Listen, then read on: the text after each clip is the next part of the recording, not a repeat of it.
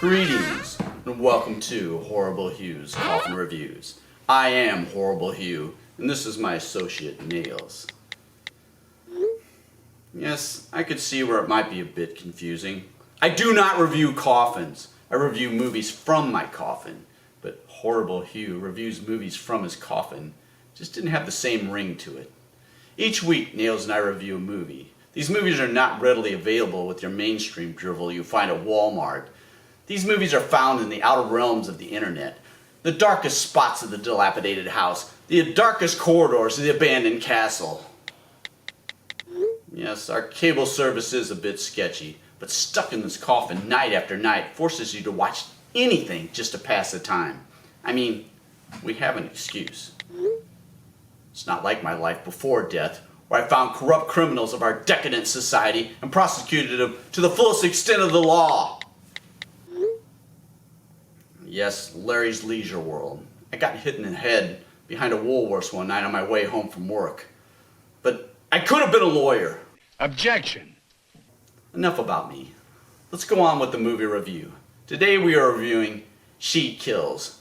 This is the story of Sadie, a young girl who gets married, but her honeymoon is interrupted when a gang called the Touchers attack them. I'm Dirk LaSalle. What do you want, Mr. LaSalle? I'm not a LaSalle. I'm a Massow. Dirk LaSalle. Leader of this here gang. The Touchers. We run these parts. Sadie has an issue. Once they smell her nether regions, it turns them into animals. She is gang raped, and her husband is eaten alive by the hoodlums. When she turns to her father for comfort, he too smells the smell, as well as her brother, which doesn't end pretty.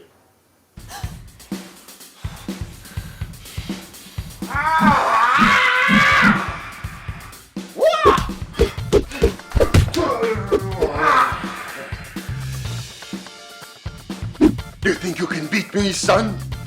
Ha ha ha ha ha! Soon you will see the method to my madness.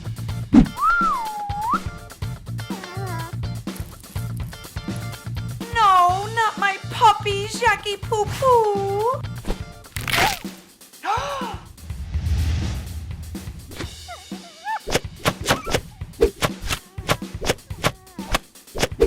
Father?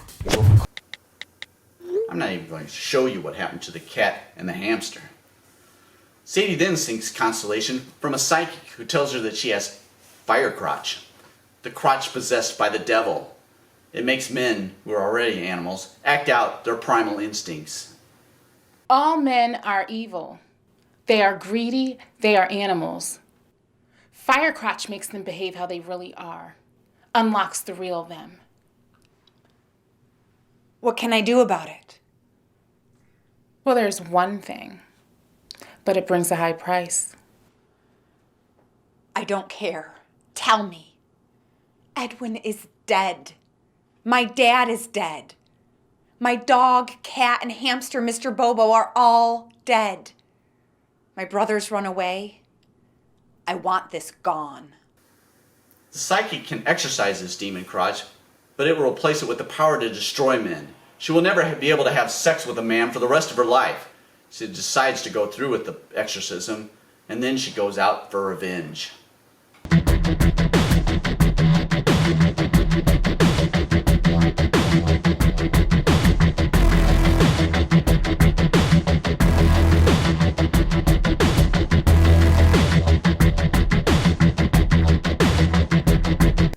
I should point out that fire crotch is an actual thing.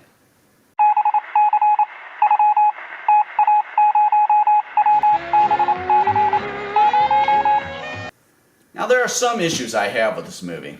Although it's shot in 70s style with tongue firmly planted in cheek, sometimes it's difficult to find humor and not feel like a total pervert for watching it. I mean, how do you make a gang rape scene comical? I have to stay in bed all day. Possibly. But she may have issues working on the set with these delinquents. I would have prosecuted Dirk, the leader of the Touchers, to the fullest extent of the law. Do you know why you're in front of this court?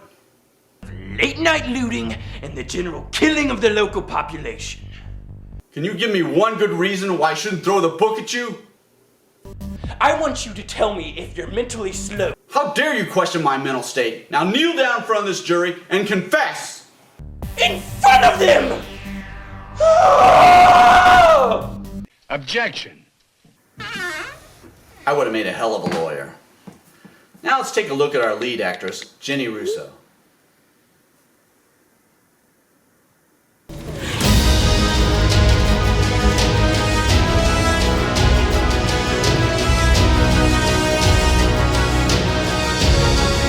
I think we need to talk to Jennie about her involvement with this movie. Let's get her on the phone.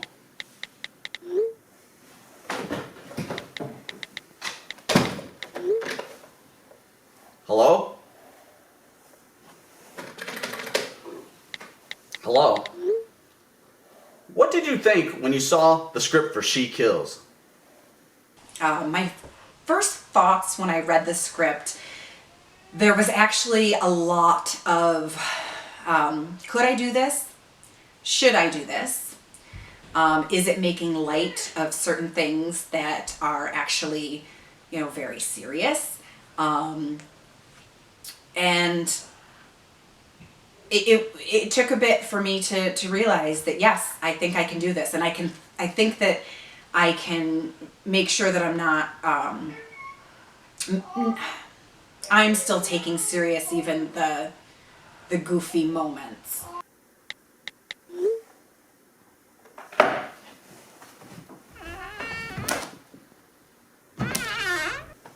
Have you not heard of the Me Too movement?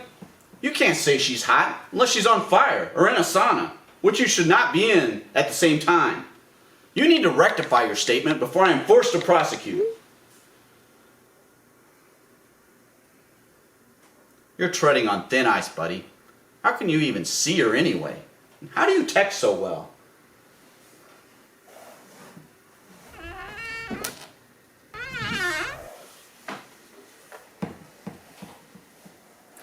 You've done nudity in movies. Were you ever apprehensive about that? I have been apprehensive about that. I don't know anybody who feels completely comfortable with what their body looks like. For this particular movie, I was about 18 months postpartum with my first daughter when I filmed it, and probably only about 4 months since I'd stopped nursing her. So my body was definitely not where it was pre-baby, and to know that I was going to be in all these scenes and I had not lost the baby weight yet and I didn't feel confident made it a lot harder than a quick nudity scene that I had done back in like 2009 where I didn't have kids and I still felt like I was in pretty good shape. So yes, I was apprehensive, mostly because I know that whatever imperfections are there, they're on film forever. But as far as just being comfortable, everybody on set was awesome. So I never felt uncomfortable with the people, which was great. In one scene, you were gang raped, but it's shot in a comical way. I actually felt weird watching it, as it really isn't something that should have any comedy elements. How did you feel about shooting that scene? Well, the truth is that was one of the things that I was really, kind of nervous about when I read the script, and it does obviously do it in a comical way. So I was like, okay, is this making light? Would this be considered a rape joke? Because I don't like rape jokes. I don't even see why they exist. I never really find them funny. I think what made it okay for me to do is the power that I get from the revenge. I mean, that was actually a cathartic experience for me. The scene where I kill Poodle, in Pooch's bar. The scene where I kill Poodle, I have to say, I felt amazing that day. When I was done shooting that scene, I felt so powerful. There was definitely a catharsis with it. The truth is... Wow. I'm not even going to play all our response to that question on this show, because it is a bit sensitive. But you can see my in-depth interview with Jennie Russo on the Draculina website and read it in its entirety. It's pretty interesting, folks, and you shouldn't miss it. Like all no-budget movies, in an attempt to make it feature-length,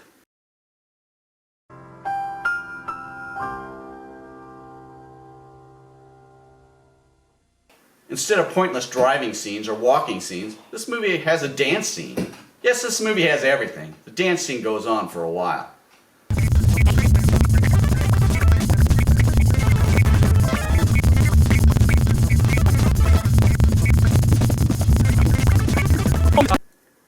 And then there's the first killing scene, which is all done in slow motion with Sadie painted up like the Crow.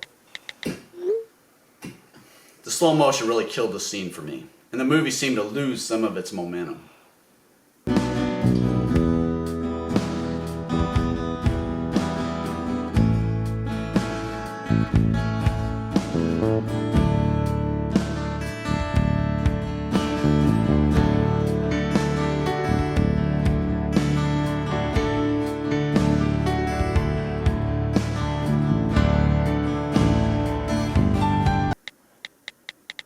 Not sure what was happening here, but the scene runs way too long with the slow-mo. But I truly dislike excessive slow motion. Why does every drug commercial have to be in slow motion? Someone walking their dog is not dramatic. Or trouble swallowing. Avoid grapefruit and grapefruit juice. She's walking a dog. Horrible Hugh should not be watched by anyone with any sense of reality, integrity, or any idea that they may make something of themselves. Watching the show can cause mental slowness, slowed reaction time, pondering what have I done with my life, and possible death by suicide. There's also a cameo appearance by writer-director Ron Bonk as the bartender. At least I think that's Ron Bonk. He's billed as Leon Knob, which sounds like a legitimate name.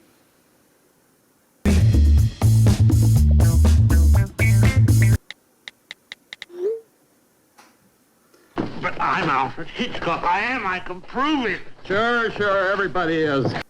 Not sure why Sadie steals the eye patch from the bartender to play out the rest of the movie. A rip-off of Kill Bill, who ripped it off from Thriller? Don't get me started. I'd like to think it's more of an homage to Thriller, a way better movie than Kill Bill. She used what was left to repay every blow with her own terrible kind of revenge. This movie's sure to offend anyone who hasn't recently been released from an insane asylum. It's filled with crotch shots, literally. In fact, if you're offended by any of the following, you probably should not watch this movie.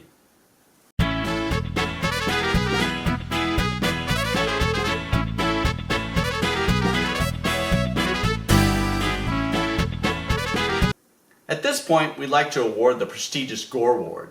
This award goes to who we feel really stood out in the movie. Before I can, due to contractual agreements I have with Nails, we're going to act out a scene from the movie. Nails was once a great play actor, but got his arm hacked off in a brutal sword fight in a scene from Peter Pan. Why do women always play the Peter Pan part? But to keep his acting abilities dusted off, we're going to reenact a scene from She Kills. Are you ready for your scene?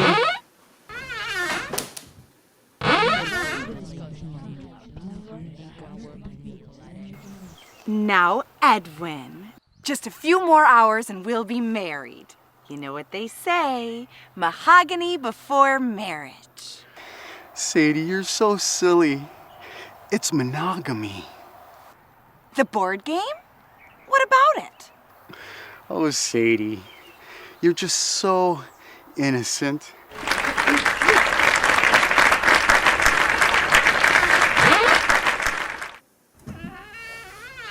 Well done, Nails. You still have it. And now for the prestigious Gore Award for She Kills goes to...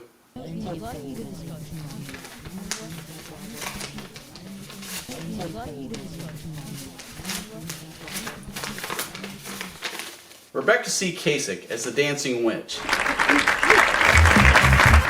She literally holds her mouth open through the entire dance scene. You should have seen her expression on her face when we handed her the award.